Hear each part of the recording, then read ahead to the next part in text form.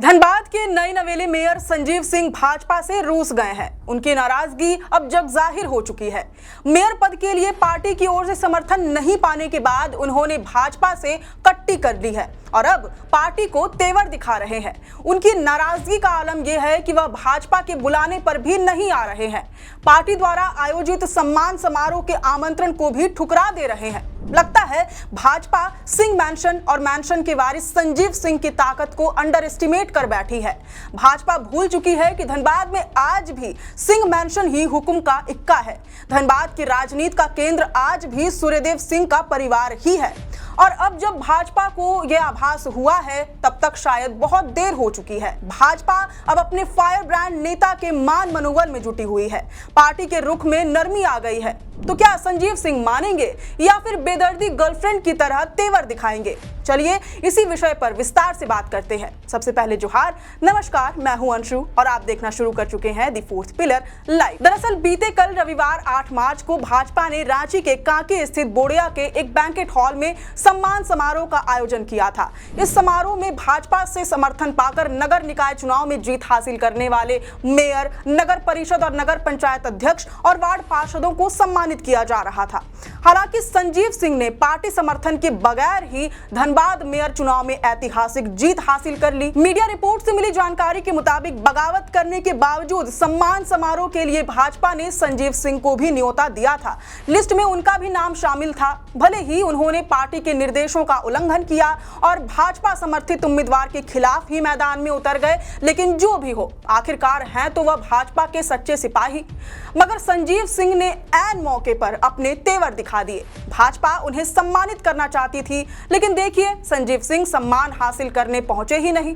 मानो उन्हें अब भाजपा की सहानुभूति की जरूरत है ही नहीं। कुछ ऐसा ही बेरुखा व्यवहार हजारीबाग के नए नवेले मेयर अरविंद राणा का भी देखने को मिल रहा है। बीजेपी ने हजारीबाग में अपनी पूरी ताकत झोंक दी थी। समर्थित उम्मीदवार सुदेश कुमार चंद्रवंशी की जीत सुनिश्चित करने के लिए राज्यसभा सांसदों से लेकर पार्टी के पदाधिकारी और कार्यकर्ता, सांसद और विधायक सभी को सड़क पर उतार दिया। इसके बावजूद हजारीबाग के मतदाताओं ने अरविंद राणा को अपनी पहली पसंद बनाया। संजीव सिंह की तरह अरविंद राणा भी बगैर किसी पार्टी समर्थन के ही चुनाव में सफल हुए। संजीव सिंह के साथ साथ सम्मान देने के लिए भाजपा ने उन्हें भी निमंत्रण भेजा था, लेकिन अरविंद राणा ने भी सम्मान को ठुकरा दिया। ऐसे में अब सवाल खड़े होने लगे हैं कि क्या भाजपा जनता के मिजाज को समझ पाने में बड़ी गलती कर रही है? क्या अपने ही नेताओं से भाजपा को दिक्कत होने लगी है? सवाल इसलिए खड़े हो रहे हैं क्योंकि जब संजीव सिंह को जेल से रिहाई मिल गई, कोर्ट ने उनके ऊपर लगे सभी आरोपों से उन्हें बरी कर दिया। जेल से बाहर आते ही धनबाद में जश्न का माहौल बन गया। तस्दीक मिली कि कोर्ट के साथ साथ जनता ने भी संजीव सिंह को आरोपों से मुक्त कर दिया और उन्हें वापस अपने जनप्रतिनिधि के तौर पर देखना चाहती है। इसके बावजूद भाजपा ने मेयर जैसे छोटे स्तर के चुनाव के लिए भी उन्हें खड़ा करना मुनासिब नहीं समझा। भला क्यों? उनकी जगह ऐसे कैंडिडेट को मैदान में जगह दी जो चुनावी जंग में सेकंड भी नहीं बल्कि 4th पोजीशन पर रहे। संजीव सिंह आसानी से चुनाव जीत गए बगैर किसी पार्टी समर्थन के, क्योंकि उनका नाम और खानदानी बैकग्राउंड ही काफी था। एक कारण हो सकता है कि भाजपा सिंह मैंशन के बरसों पुराने दबदबे को खत्म करना चाहती हो, राजनीति में मैंशन के दखल को सीमित करना चाहती हो, मगर जब तक जनता नहीं चाहेगी तब तक वर्चस्व को समाप्त करना लगभग नामुमकिन है। दूसरा कारण यह भी हो सकता है कि चूंकि भाजपा हमेशा से परिवारवाद की राजनीति की खिलाफत करती रही है, संजीव सिंह भाजपा विधायक रागिनी सिंह के पति हैं, इसलिए उन्हें समर्थन न देकर संदेश देना चाहती थी कि हम परिवारवाद की राजनीति नहीं करते। लेकिन अगर ऐसा ही है तो फिर 2024 के झारखंड विधानसभा चुनाव में पार्टी ने पूर्व मुख्यमंत्री चंपई सोरेन के बेटे बाबूलाल सोरेन को, पूर्व मुख्यमंत्री अर्जुन मुंडा की पत्नी मीरा मुंडा और पूर्व मुख्यमंत्री रघुवर दास की बहू पूर्णिमा दास साहू को टिकट क्यों दिया था? ऐसे तमाम फैसले पार्टी की कथनी और करनी पर सवालिया निशान खड़े करते हैं। हाल ही में भाजपा ने आदित्य साहू को नया प्रदेश अध्यक्ष घोषित किया था। माना जा रहा था कि उनके नेतृत्व में भाजपा को नई ऊंचाइयां मिलेंगी। पार्टी के नेतृत्व नेतृत्व क्षमता में उल्लेखनीय सुधार देखने को मिलेगा। पुरानी गलतियों को दोबारा से रिपीट नहीं किया जाएगा। चुनाव में भी भाजपा का प्रदर्शन बेहतर होगा। झारखंड का शहरी निकाय चुनाव असल में आदित्य साहू के लिए लिटमस टेस्ट की ही तरह था। यह उनकी डिसीजन मेकिंग कैपेबिलिटी का प्रीलिम्स टेस्ट था, जिसमें वह बुरी तरह फेल हो गए। दिखाने के लिए तो भाजपा ने बहुत सी मेयर, नगर अध्यक्षों और वार्ड पार्षदों की सीटें जीती, लेकिन हकीकत में पार्टी के कई अभेद्य किले ध्वस्त हो गए। देवघर, हजारीबाग, धनबाद, गिरिडीह जैसी मेयर सीटें जिन्हें भाजपा का गढ़ माना जाता था, इन सीटों पर जेएमएम, कांग्रेस और स्वतंत्र उम्मीदवारों ने भाजपा समर्थित प्रत्याशियों को पछाड़कर आसानी से जीत हासिल कर ली। ये संकेत है शहरी क्षेत्रों में कमजोर पड़ती भाजपा की पकड़ और वोट बैंक की और नेतृत्व क्षमता की। लगता है पिछले विधानसभा और लोकसभा चुनावों से भाजपा ने सबक नहीं ली। पिछले बार तो भाजपा प्रदेश अध्यक्ष पद की कमान बाबूलाल मरांडी के हाथों में थी। उनके नेतृत्व में भी भाजपा का चुनावी प्रदर्शन बुरा ही रहा और अब पार्टी संगठन में नेतृत्व परिवर्तन के बावजूद भाजपा के हालातों में जरा भी सुधार होता दिखाई नहीं दे रहा। बीते करीब 5 सालों में झारखंड की साइलेंट वोटरों का नब्ज टटोलने में भाजपा पूरी तरह विफल साबित हो रही है। इसका परिणाम नगर निकाय चुनाव में स्पष्ट रूप से दिखाई दिया।